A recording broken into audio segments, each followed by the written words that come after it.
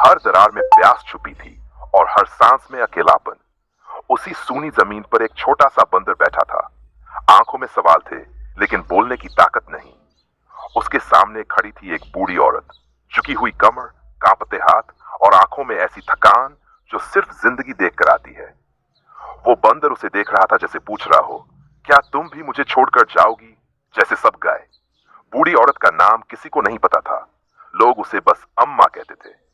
जिस दिन उसने अपने बेटे को खोया, उसी दिन से वो हर बेसहारा में अपना बच्चा देखने लगी।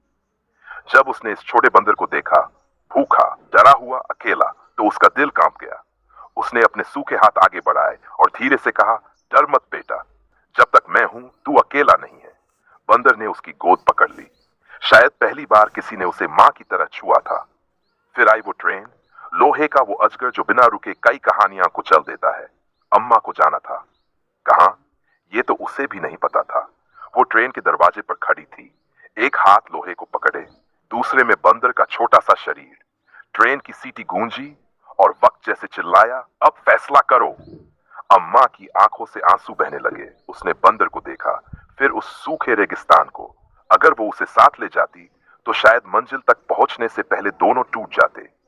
अगर छोड़ देती तो शायद उसकी जान बच जाती। लेकिन दिल, उसने कांपते हाथों से बंदर को नीचे उतारा। बंदर ने उसकी साड़ी पकड़ ली, छोड़ना नहीं चाहता था। अम्मा ने धीरे से कहा, मुझे माफ कर देना बेटा, मैं मां होते हुए भी तुझे बचा नहीं पाई। ट्रेन चल पड़ी, धूल उड़ी, शोर बढ़ा और अम्मा की आंखों के सामने सब धुंधला हो गया। ट्रेन के दरवाजे से वो आखिरी बार पीछे मुड़ी। बंदर वही बैठा था, उसी फटी जमीन पर। न वो रोया, न चिल्लाया, बस देखता रहा, जैसे समझ गया हो, कुछ जुदाइयां किसी की गलती नहीं होती। ट्रेन दूर चली गई। रेगिस्तान फिर से चुप हो गया। लेकिन उस सूनी जमीन पर आज भी एक सवाल बैठा है। क्या हर मासूम को बचाया जाना जरूरी नहीं होता?